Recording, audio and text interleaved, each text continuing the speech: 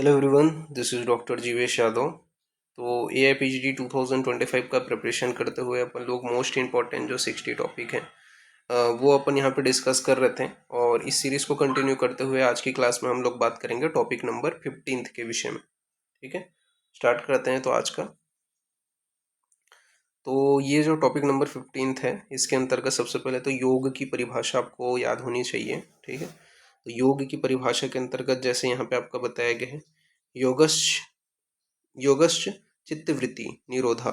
ये किसका है? योग सूत्र के अनुसार बताया गया है कि योग की चित्तवृत्ति निरोध, चित्त की वृत्ति का निरोध करना ही क्या कहलाता है? योग कहलाता है।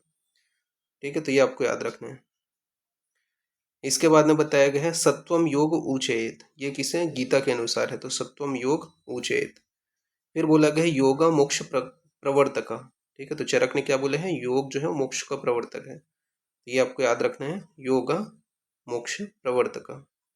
फिर इसके बाद में आपका गीता के अनुसार है योग कर्म सुकौशलम। ठीक है, और दुख संयोग वियोग संयतम। ठीक है, तो ये थोड़ा सा डेफिनेशन को थोड़ा सा याद रखना, क्योंकि इनसे कुछ भी आपका अंडरलाइन करके पूछा जा सकता है। मेन इंपॉर्टेंट तो ये है, सप्त जो आपका साधन लक्षण है, सप्त साधन जो लक्षण बताए गए हैं, ठीक है, वो आपको घिरंड संहिता के अनुसार ये आपको याद रखने हैं। तो सप्त साधन लक्षण बताया गया है षड कर्म शोधनस्य आसनेन भवेद दृढ़म मृद्य मुद्रा स्थिरता चैव प्रत्याहरणे धीरता प्राणायाम लंघवस्य ध्यानम प्रत्यक्ष आत्मनि समाधि निर्लज्जस्य मुक्तिरेव न संशया।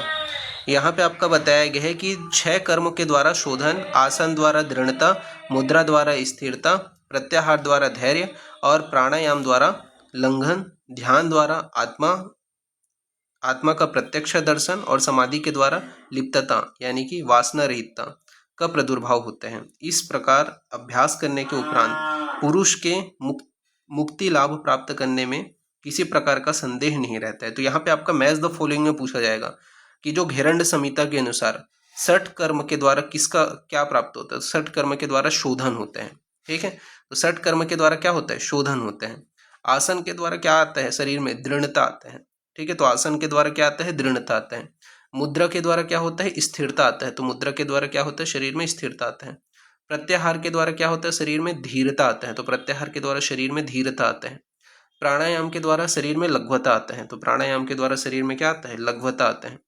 ध्यान के द्वारा क्या आता है? तो प्रत्यक्ष आत्मा प्राप्ति होती है। ठीक है, तो ध्यान के द्वारा क्या है? प्रत्यक्ष आत्मा की प्राप्ति होती है। और समाधि के द्वारा क्या है? निर्लिप्तता आता है।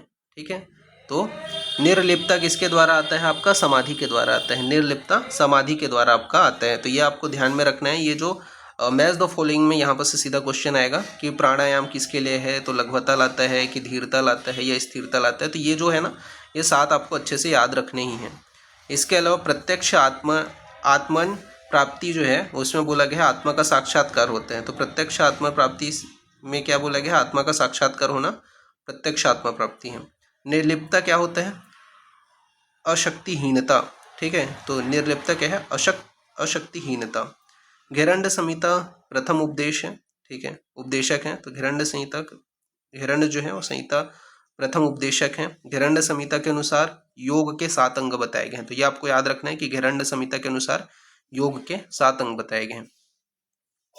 फिर बताया गया है गोरक्ष संहिता में वर्णित प्रमुख 10विध प्राणवाही नाड़ी के स्थान। ठीक है, तो गोरक्ष संहिता में वर्णित प्रमुख 10विध प्राणवाहिनी नाड़ियों के स्थान।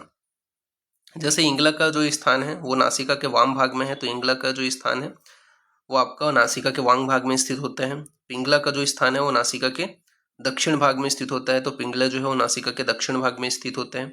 इसके अलावा जो आपका सुषुम्ना जो होता है वो दोनों नासिका के मध्य में होता है। तो सुषुम्ना कहाँ पे स्थित होता है? दोनों नासिका के मध्य में। इसके अलावा आपका जो अलम्बुशा जो होता है वो मुख में होता है। तो अलम्बुशा जो है वो आपके मुख में होता है। गंधारी जो होता है वो वाम नेत्र से वाम पाद अंगुष्ठ तक होता है। तो गांधारी जो है वो वाम नेत्र से वाम पाद अंगुष्ठ तक होता है। हस्ती जीवा जो है वो दक्षिण नेत्र से दक्षिण पाद अंगुष्ठ तक होता है। तो हस्ती जीवा जो है वो दक्षिण नेत्र से दक्षिण पाद अंगुष्ठ तक होते हैं। यशस्विनी जो होता है वो वाम कर्ण में होता है, तो यशस्विनी जो होता है वो आपका वाम कर्ण में होता है। कुहू जो होता है वो लिंग में होता है, तो कुहू जो होता है वो लिंग में होता है। पूषा जो होता है वो दक्षिण कर्ण में होता है, तो पूषा जो होता है वो दक्षिण कर्ण में होता है।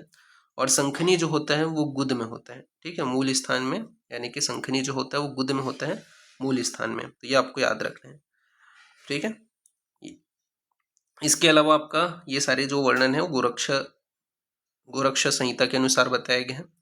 फिर यहाँ पे बताया गया है शिव संहिता में नाड़ियों की जो संख्या है वो 3.5 लाख बताया गया है, तो शिव संहिता में नाड़ियों की संख्या क्या है 3.5 लाख। गोरक्ष संहिता में टोटल 72,000 नाड़ियों का वर्णन मिलता है, उनमें से 72 मुख्य हैं और इनमें भी 10 प्राणवाही प्रधान होते हैं, ठीक है। तो ये आपको याद रखना है, गोरक्ष संहिता में कितने नाड़ियों का वर्णन मिलता है 72,000। तो इसके अलावा आपका बताया गया है उनमें से 72 जो है मुख्य है और इनमें भी 10 जो है वो प्राणवाही प्रधान होते हैं।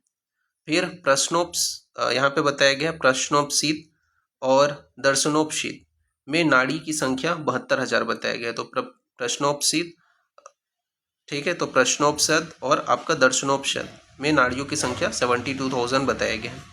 सुषुम्ना का क्या क्या पर्याय है, तो सुषुम्ना को बोला जाता है संभवी, बोला जाता है ब्रह्मरंध्र, बोला जाता है महापद, बोलते हैं मध्य मार्ग, बोलते हैं और सरस्वती बोला जाता है। तो सुषुम्ना का पर्याय क्या है, संभवी बोलते हैं, ब्रह्मरंध्र बोलते हैं, महापद बोलते हैं, मध्य मार्ग और सरस्वती, ये सभी इसके पर्याय हैं।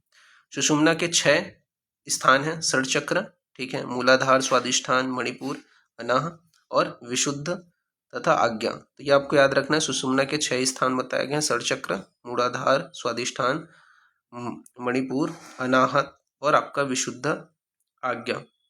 इंगला नाड़ी का संबंध चंद्र से है, तो इंगला नाड़ी का संबंध किससे है, चंद्र से है।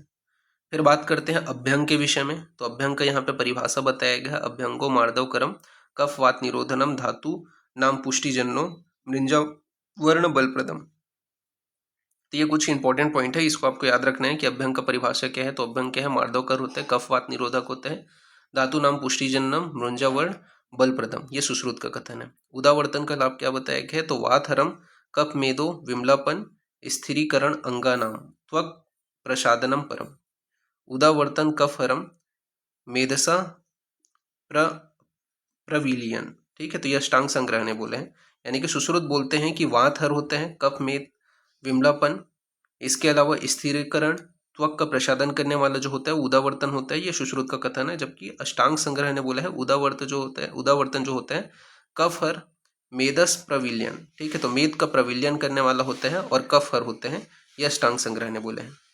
फिर पाद अभ्यंग को चक्षुष्य बोले हैं सुश्रुत ने, जबकि दृष्टि प्रसादन किसने बोले हैं, तो चरक ने बोले हैं, और दृष्टि प्रसाद पुष्ट आयु यह अष्टांग हृदय ने बोले हैं। तो पाद अभ्यंग को चक्षुष्य आचार्य सुश्रुत ने बोले हैं, दृष्टि प्रसाद लभते चरक ने बोला है, और दृष्टि प्रसाद पुष्ट आयु यह अष्टांग हृदय का कथन है। फिर पाद प्रक्षालन को चक्षु प्रसादन वृष्य इसके अलावा रक्षोग्न प्रीतिवर्धनम सुश्रुत ने बोले हैं। तो पाद प्रक्षालन को जो है चक्षुष्य प्रसादनम वृष्य रक्षोग्न प्रीतिवर्धनम सुश्रुत ने बोले हैं। पादत्र धारण को चक्षुष्य स्पर्श नहीं, ठीक है, किसने बोले हैं, चरक ने बोले हैं। इसके अलावा छत्र धारण को वर्ण चक्षुष्य ओजस्य संकर छत्र धारणम, ठीक है, ये सुश्रुत का मत है कि छत्र धारण को क्या बोले हैं, वर्ण चक्षुष्य ओजस्य संकर छत्र धारणम, ये जो है सुश्रुत ने बोले हैं, तो ये आपको ध्यान में रखना है। फिर कुछ इंपॉर्टेंट पॉइंट्स जो है वो आपको इसमें याद रखने हैं, जैसे विजन जो है उसको लॉन्च कब किया गया, सॉरी विजन 2020 जो प्रोग्राम है उससे रिलेटेड आपको कुछ पॉइंट याद रखना है कि इसको जो लॉन्च है वो WHO तथा IABP ने मेनली जो है मिल करके किया था। तो लॉन्च किसने किया था, विजन 2020 प्रोग्राम को WHO और आपका IABP ने। IABP का फुल फॉर्म क्या है, तो international agency for the prevention of blindness, ठीक है। लॉन्च कब हुआ था, तो 1999 में जो है ये जो है प्रोग्राम लॉन्च हुआ था। इसके अलावा स्लोगन क्या था, तो इसका स्लोगन था राइट टू साइट, ठीक है, तो राइट टू साइट इसका स्लोगन था। एम क्या था इस प्रोग्राम का, तो eliminated avoidable blindness in the world by 2020, ठीक है, तो एलिमिनेट करना avoidable blindness in the world by 2020। In targeted 5 word leading causes of available blindness. ठीक है, तो कौन से वो 5 वर्ड्स लीडिंग कॉजेज हैं? तो पहला है कैटरेक्ट, दूसरा है ट्रोकोमा, तीसरा है आपका जो ओंकेरियसिस, ठीक है, फोर्थ है आपका चाइल्डहुड ब्लाइंडनेस, और फिफ्थ है आपका refractive error and low vision. ठीक है, तो ये आपको याद रखना है कि कैटरेक्ट हो गया, ट्रोकोमा हो गया, ओंकेरियसिस हो गया, चाइल्डहुड ब्लाइंडनेस, इसके अंतर्गत इंक्लूड होता है विटामिन ए डेफिशिएंसी और refractive error and low vision, तो ये आपका आ जाता है। इसके अलावा यहाँ पे आपको ये चीज़ थोड़ा सा याद रखना कि क्या होता है ओंकेरियसिस, क्या होता है। तो ओंकेरियसिस में बताया गया है onchocerciasis is a river blindness, is a neglected topical disease causes by parasitic worm ओंकेरी सॉरी ये कौन सा आपके पैरासाइट के द्वारा मेनली कॉज होता है? तो ऑनसेरा वल्वस के द्वारा मेनली कॉज होता है। तो ऑनकेरा वल्वस के द्वारा मेनली ये जो है कॉज होता है, तो ये आपको याद रखना है। ये क्या है आपका ओंकेरियसिस में बताया गया। तो ये यहाँ पे आपका जो पॉइंट है वो फिनिश होता है। मेनली घेरंड संहिता से रिलेटेड थोड़ा सा जो पॉइंट था वो आपका ज़्यादातर पूछा जाता है, वही प्रमुख है। और ये थोड़ा सा और एड इन पॉइंट जो है मैं यहाँ पे कवर कर दिया हूँ। तो अभी के लिए इतना ही, नेक्स्ट क्लास में आगे कंटिन्यूशन करेंगे।